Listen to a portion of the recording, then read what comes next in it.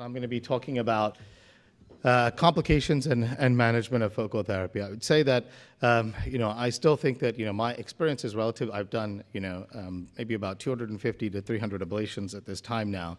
But even within that, I still think that's, we see that the morbidity is low. I think relative to some senior folks, they have longitudinal experience with a lot of these things. I'll provide some of my own experience, things that we can do to potentially prevent these and how to manage them if they do occur as well. For those of you who do already do focal therapy, and you certainly would, during the discussion session, would really appreciate your thoughts on management, how you've dealt with some of these situations. These are my disclosures. I don't think any of them will be happy for me to talk about this, but it's what we have to deal with it. So the objectives of this talk is to review the morbidity of focal therapy, look at some of the associated risk factors, strategies for prevention, and how do we manage some of these common complications and some of the rarer complications that we see. So as I was starting to prepare this talk, I wanted to see what has been kind of reported, and we started looking at this a long time ago. Prof. Eric Barre published this with their group in 2013, and this was across a number of different modalities. And remember, this is the early phase of treatment. So this was the early 2000s, late 2000s when these series is coming from, or the patients were accrued into this study. So I wanted to show, the reason why I showed you that prior slide was the different technologies, but also all of the patients that were treated in this study were all low risk, and I do think that makes a little bit of a difference. Overall, there was 13% experienced complications. Five of the HIFU patients had retention. All the rest of these were from cryotherapy. Pelvic pain, urinary retention, which we know about. Gross hematuria in a single patient that required irrigation and actually required a transfusion, which is really, really rare. And did have somebody who developed a perineal abscess and a fistula, which required drainage, debridement, and a diverting ostomy and reversal. That happened 4 months subsequently, and the patient did fine without additional sequelae. And one additional patient who had a stricture that was treated with a DVIU. As a result of this article, there was an editorial comment from a couple of folks, and really, it's important to note that the criticism was in the context of active surveillance and low risk, that because this was a low-risk patient population, these men would have been quite well served with surveillance. Now, I would argue in 2013 or 2010, while we conceptually had started to come through with understand that active surveillance was the preferred management strategy, but there were still many men who are not being managed with active surveillance and were otherwise being offered radical therapy. And some of the comments, and these are taken from direct quotes, is that patients included were also relatively old, with a median age of 66.5 years. I don't know if I would consider 66 years old old. They said that the fact that 13% of patients had a complication and 2% of these were Clavian score 3 to 4 is disappointing, to say the least. Now, again, this is in the context of presumably the alternative being surveillance, but I think it is important to, again, understand that in this era, even now, today, we are still offering radical prostatectomy and radical treatments for men with Gleason 6, even though it is certainly less than it has been prior. And finally, they said that the IIEF score seems to have dropped from 19 to 23 pre-treatment to 13 to 14 at follow-up. This is concerning because focal therapy is supposed to maximize functional outcomes. Now, I'll present some data on, and again, this is in the context of active surveillance. My argument stands that, these are really surgeons who made these comments, and they're not providing it in the context of radical therapy.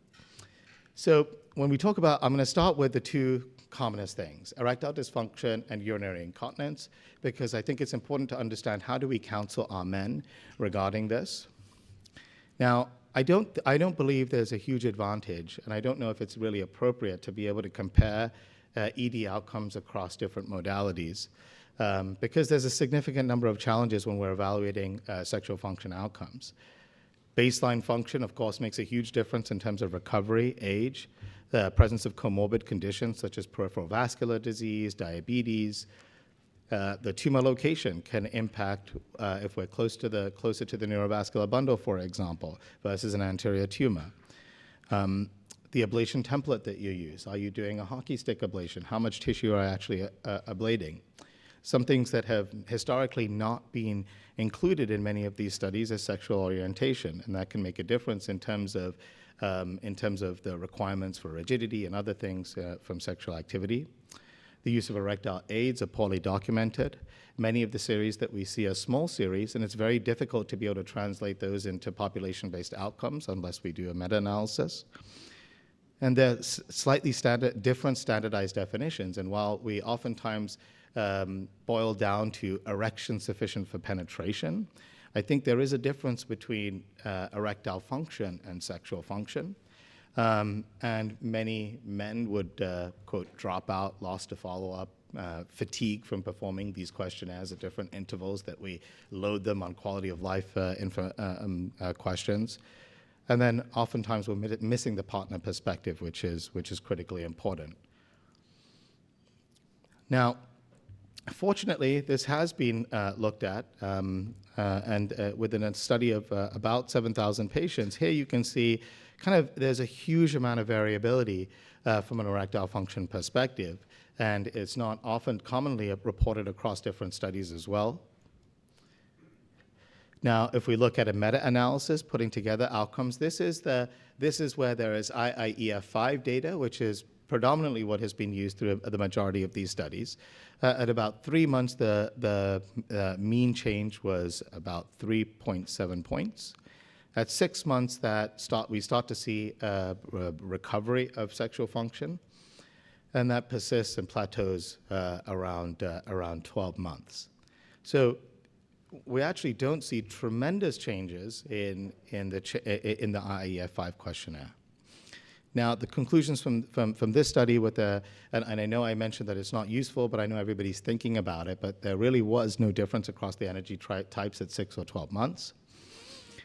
And that focal therapy ultimately led to changes in erectile function, but really did not reach the significance threshold that we utilize for most of the pro-questionnaires that were given. So how about continence? And I think there are some different questions of continence. When we were doing the debate and we were looking at the FARP trial, comparing TULSA versus radical prostatectomy, and I questioned the use of the continence rate being 42%. It was really because of the definitions that are used. In that trial, the definition was pad-free continence. We as surgeons have been able to I would say accommodate our outcomes by modifying the definition and making the goalposts a little bit wider to call it social continence, the use of 0 to 1 pad per day. And I think it was Dr. Weishaupt who I was talking to, or maybe it was Dr. Shah I was talking to, and we were saying, there are men who will put tissues in their underwear, and they may not call that a pad, and so there's still ways in which the definitions may not, from a patient interpretation perspective, be correct. In general, I quote that it's a less than 2% risk of urinary incontinence, and it's actually, in my experience, it's virtually negligible. And those who do experience incontinence, it's largely for the first few weeks, and by 12 weeks, they're largely completely pad-free continence. Really relies on sphincter preservation, and I'll go through, there are a number of techniques that are used to preserve the sphincter: urethral warming catheters, urethral sparing HIFU, for example. And I certainly think that two things with salvage therapy. I think that all the risks kind of increase in terms of any salvage treatment or repeat, for example, after radiation failure. But my concern for continence is really less so upfront in a primary procedure, but if a patient needs to be salvaged with a radical prostatectomy, then there is a risk that if you damage the sphincter, that once that prostate is out and you're relying solely on that sphincter, that's where you can unmask incontinence. When you have the prostate in situ, even if you do a hemiablation, you still have that fixed resistance of the prostate being in place. And we have had cases on clinical trials where we do early imaging and we can see that there's extensive damage to the pelvic floor musculature. I remember this on some previous clinical trials, and I see the images and I call my patients and I'll say, "Hey, Mr. Smith, you doing okay? How you feeling?" And they actually don't have any symptoms at all, which has actually really, I would say, surprised me. I wouldn't say it's encouraged me, it surprised me. I think that we may have to pay down the line for that. So this is quick. The continence outcomes are excellent.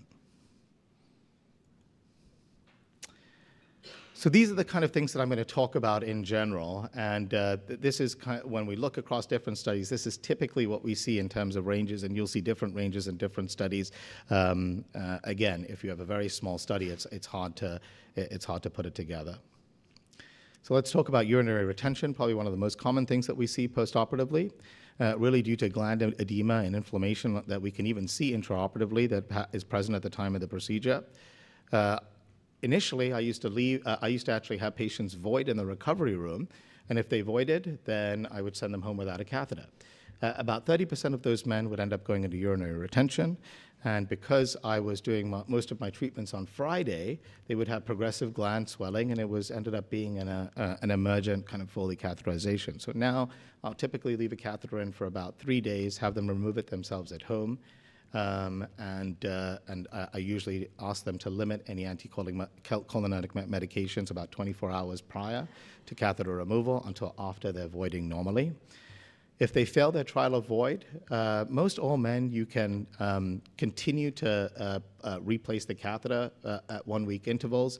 At about 3 weeks, if they're still in urinary retention, I'll perform a cystoscopy 3 to 4 weeks to see is there any urethral sloughing or any other obstructive tissue that could be the cause. Of course, alpha blockers. Most all will resolve with time. As you know, I've had to ping Abi with some of these cases when I looked inside and it was just, everything was completely clean, and I couldn't understand why this man was just in continued retention for 3 to 4 weeks. And Abi has had some of these experiences himself, in that post-treatment, you kind of have this fixed blocks of tissue that may take a little bit extra time to resolve, and you know, I kept that catheter in a little bit longer, performed ISC once the entire urethra was completely healed. It was actually never affected, and they will resolve and they will start spontaneously voiding. So a lot of times you just have to ride it out. Urethral sloughing, I think that this is less common nowadays, now that most of the treatments that we perform are, we try to preserve the urethra in some fashion or another. But there are some cases in which we do need to ablate the urethra, or we see this oftentimes in salvage cases, and I'll go through why salvage cases are particularly they can be more challenging in terms of having a higher toxicity. It's the presence of this devitalized necrotic debris. Largely has gone away with urethral preservation, and they typically present with persistent LUTS, dysuria, frequency, and ultimately with obstruction and retention in some cases. A lot of times you can wait and ride it out, but sometimes you may have to cold loop it, minimizing any energy to be able to just push off some of that devitalized obstructive tissue. There is a presumed higher risk of infection within that area, especially if they're in urinary retention, because that tissue can get colonized, and you would treat that just with antibiotics as appropriate. One of the later complications are urethral stricture or bladder neck contracture. Again, becoming less commonplace with the urethral preservation. The standard incision, there's this one study that I have listed here is using, this was about 11 patients in whom they managed with a DVIU with a laser urethrotomy at 5 and 7 o'clock, and if required at 12 o'clock as well. 12 o'clock should have been up, not at 6 o'clock, sorry about that. They typically maintain their, if they're continent prior, they typically maintain their continence, at least within this series, even with the DVIU.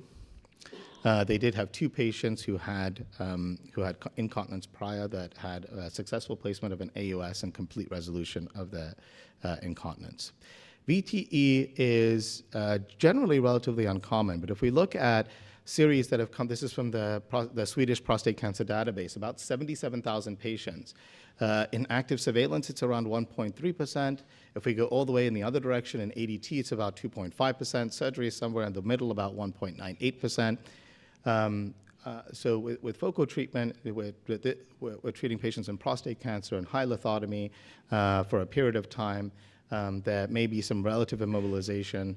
I give sub-Q heparin to all my patients, and we also use sequential compression devices. I have had one pulmonary embolus, major pulmonary embolus postoperatively. And this was a patient who I said, hey, he's like, what should I be doing afterwards? I said, just take it easy for a couple of days, but you don't really have any limitations. Just didn't get out of his chair for 2 days in his recliner, and he had and I had given him sub-Q heparin, I had given him SCDs, and so it is, still important to encourage early ambulation, and obviously management would be anticoagulation, but a provoked DVT. So prostatic abscess, relatively rare, but it can be easily confused with postoperative changes. And I've had this a couple of times where patients may present with fevers, and once they come into the emergency room, they're scanned. And in this early postoperative period, it oftentimes presents as this rim-enhancing lesion, which to a radiologist, in the context of not understanding that they've had a prior ablation or what imaging is supposed to look like post-ablation, it gets called as a prostate abscess. You get called emergently, and then you start to question yourself. This has happened a couple of times to me, and I've leaned on some other folks and realized that really there's nothing that you need to do for the vast majority of these patients. You will treat them empirically with antibiotics, of course, as they're febrile, and just ride it out. For those, I do kind of employ some of the voodoo. I don't think we're really going to get much evidence for this in a long time, but I do give perifolate catheter antibiotics to be able to reduce bacteriuria at the time of catheter removal. Don't know if that's going to help, but that's the voodoo that I use. TUR certainly is a last resort if it's truly an abscess and it needs to be addressed. Anteriorly, you could do a percutaneous drain in some cases. Rectourethral fistula. This is the most devastating complication, not just for the patient, but for the physician. This has happened to me in a single case, and really it was due to poor patient selection on my part. Patient who had, early in my experience, patient who had external beam radiation and was salvaged with HDR, and I just thought this was another salvage radiation case. Delivered a transrectal HIFU, and this patient, of course, over time presented with persistent diarrhea and fistula. Afterwards, I actually pinged Hashaf Med and I said, hey, have you seen, what do you think happened here? He's like, oh, we published a paper about 10 years ago that the fistula rate's like 50%. I was like, well, I wish I knew that before. But it's something that you really need to walk the patient through. You need to be by that patient's side. It is a terrible time for you, for the patient. I felt the expectations that you set are very, very high for these ablative procedures, and when something like this happens, it takes a lot out of you. But thankfully, he was quite understanding. He was diverted. With post-radiation, they are not going to heal. And so he was diverted, and he was successfully had a reversal, and he's doing fine now. It's very rare in contemporary series. And of course, the infamous Dr. Reddy study, it was 0.1%, but you can see series up to 0.4%, predominantly in salvage treatment after radiation. You can try a prolonged Foley catheter in primary cases, especially those who have not had any prior radiation. But if it's persistent or in the salvage cases, oftentimes they require flaps, diversion, reversal. When we look at some of the series that have been published, it's been radical prostatectomy and diversion in some cases as well. Thankfully, this is really a historical complication largely. And if we look at the series, what is the likelihood of developing a rectal injury with a radical prostatectomy? It's about 0.4%. The advantage with that is oftentimes it's detected at the time of the operation, where you can repair it primarily or address it at the time. So that's where ablation can be a challenge, because it can present typically after about 6 weeks as diarrhea. So let's just talk about some strategies to be able to prevent these potential complications. So with HIFU, avoiding prostates which have large calcifications. Large calcifications, especially posteriorly, can reflect energy, and also it can disperse energy where you get inconsistent energy deposition. So where your predicted focused energy is likely to be in just normal tissue, you don't know how that will react to a calcification. Typically, if you can see well beyond the calcification, that means you can likely get treatment beyond that calcification as well. Smaller calcifications I have even seen kind of fragment with treatment as well. Certainly avoid HDR and external beam with high-dose brachy. That's my lesson. While there have been some series that have shown that you can treat an LDR brachy, I don't do it for the reasons that I've already mentioned previously. Rectal wall thickness is something to take into consideration. It is not something that we really are looking at commonly. Certainly, if you're looking at a patient who has who's had failed radiation, it is something that you need to pay attention to. So if it's greater than 1 centimeter, the thicker the rectum is, the more energy it will absorb before getting to the focal point that it's trying to treat. So the thick rectal walls will just, throughout a salvage procedure that may be, let's say you're doing a focal procedure or hemiablation where the energy is concentrated really in one part of the rectum, that can be more important. With the sonoblade system, which is what I have most experience with, or only experience with, is the 3-6 duty cycle, which means there's 2 duty cycles: treating for 3 seconds, pausing for 3 seconds, versus treating for 3 seconds and pausing for 6 seconds. I typically use that duty cycle for everything, allows some additional time for cooling.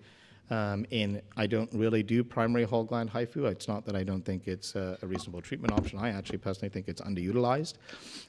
But in those cases, because you're going across the whole gland and you're moving across the whole gland, you have increased time for pausing between adjacent segments that you're treating, so you can treat it on a faster duty cycle, 3-3-3, which would essentially cut your time in half.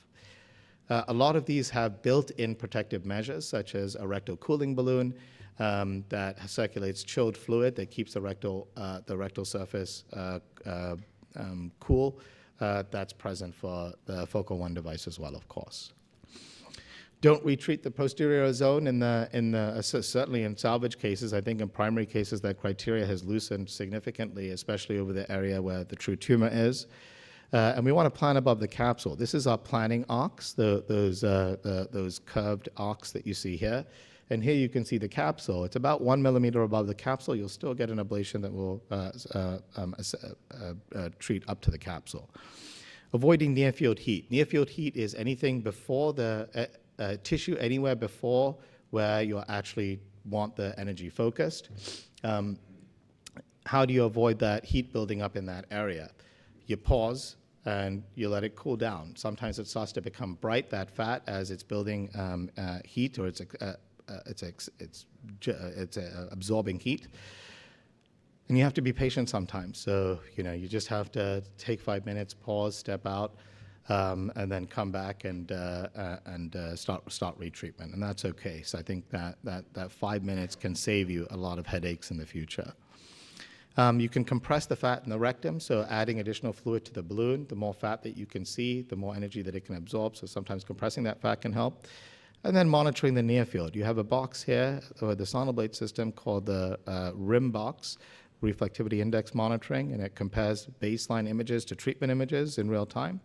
And if you start to see that area get bright relative to the baseline images, then you're going to want to pause, and it does give you some feedback as well on that. How about with these transperineal needle-based percutaneous procedures and cryotherapy? How do you protect the rectum? You can monitor the temperature in real time by placing thermocouples in the Denon-BA space.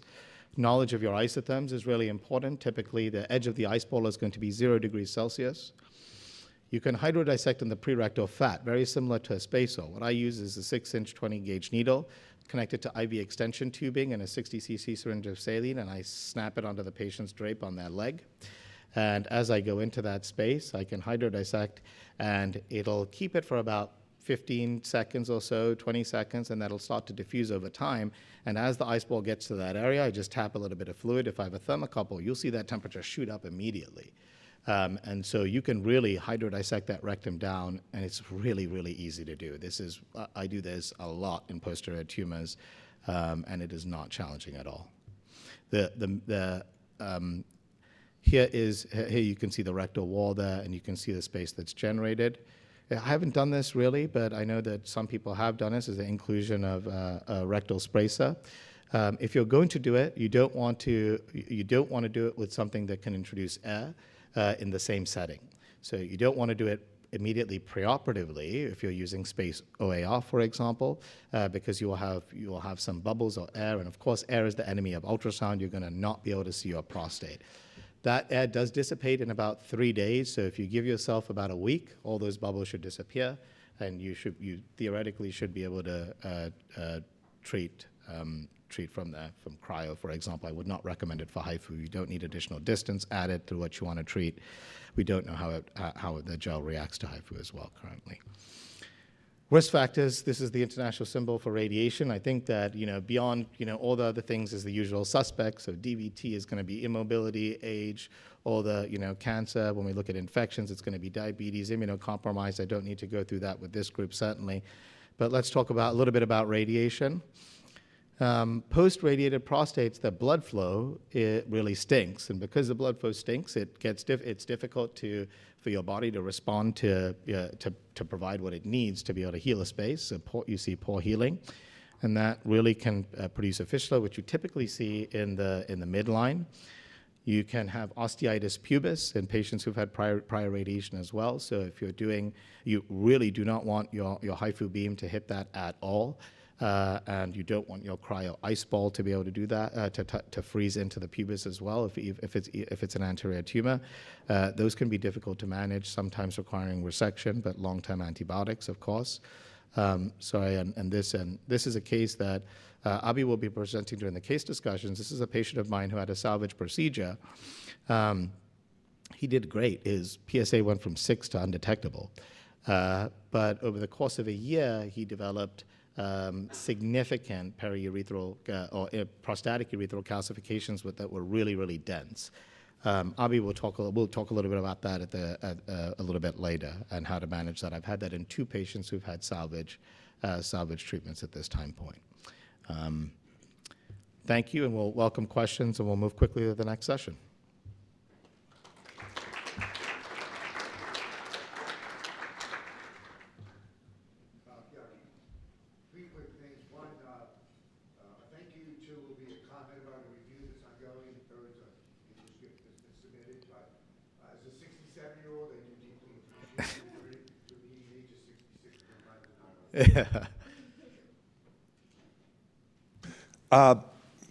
And we're currently undergoing a review of rectal fistula that have occurred with the Sonoblade 500.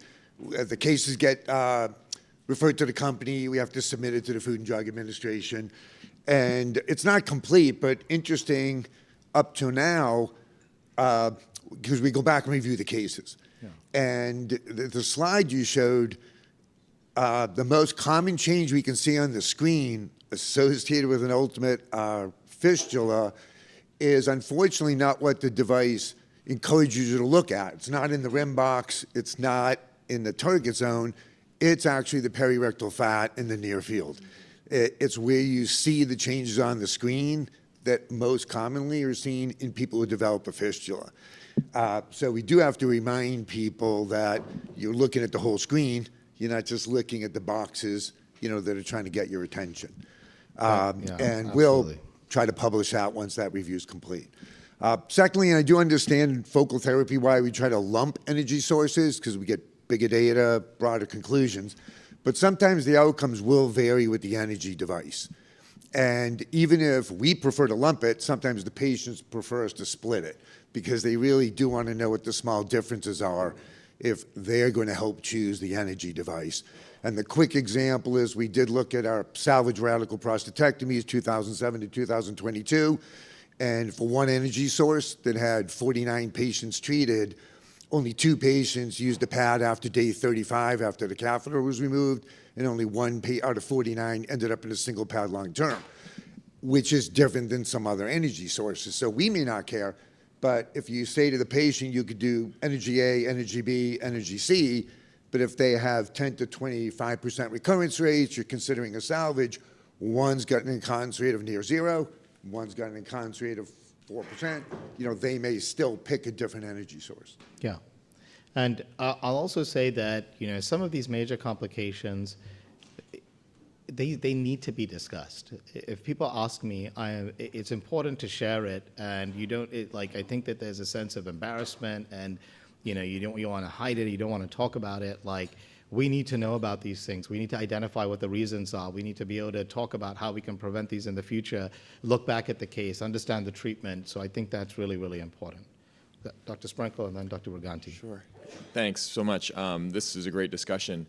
What is your take on doing intermittent catheterization? So I've stopped doing that in the early time period because I had a guy who intermittent cathed and put his catheter into his prostate so many times, ultimately got infected and got osteitis pubis and had an anterior fistula and all that stuff. So I don't do CIC for any of my post-ablations, especially whole glands.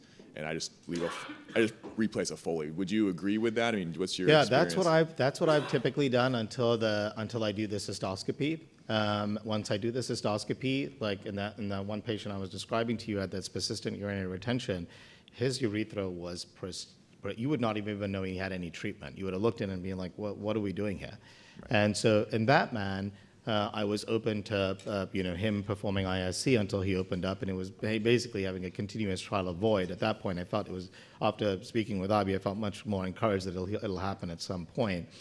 I think that also it depends on where you ablate and how you preserve the urethra, and I also think it depends on the patient experience. Some patients, the catheter is worse than anything in their experience, and then you kind of have to really balance that. But you're absolutely right. I do think even with clean intermittent catheterization, you are introducing, the risk of infection there. That's a really good point. Thank you. Yeah, I want to applaud this specific discussion.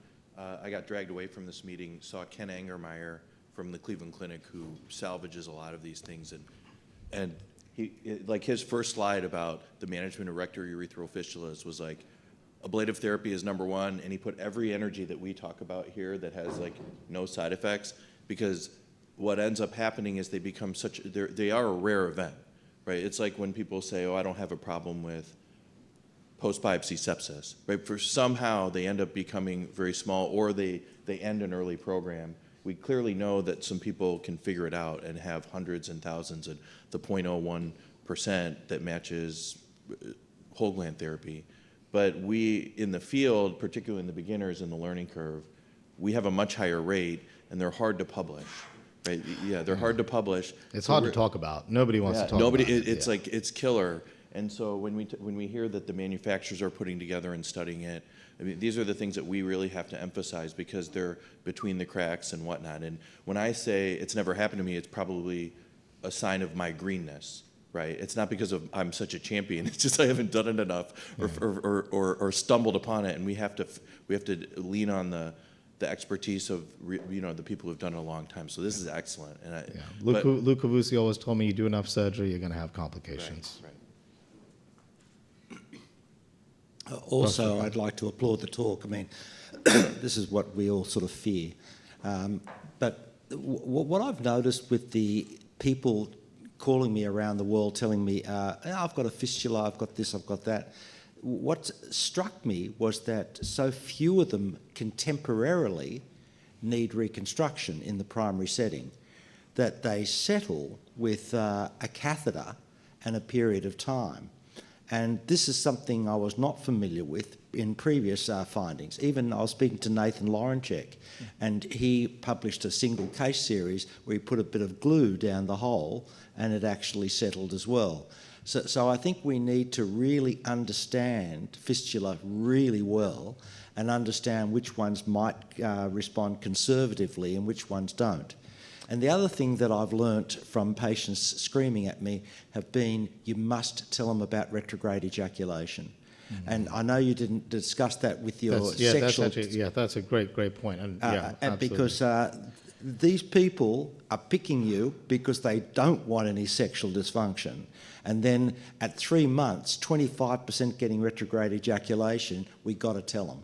That's exactly correct. And I think that, in terms of fistula, oftentimes, we're passing that management on to a trusted colleague or partner. And so it's a difficult situation to be able to say, hey, why don't you just watch this? Certainly you can do that, prior to making that referral. And we lean on their expertise to be able to do it. And the reason why I mentioned in the salvage setting, don't leave that patient with a catheter for a lot. It's a miserable situation. It's not going to heal in the setting of radiation with poor vascular flow, and you're essentially just moving the deck chairs on the Titanic. It's ultimately going to require a surgical correction. Okay, well, thank you so much. We'll be talking a little bit more about this in our discussion panel.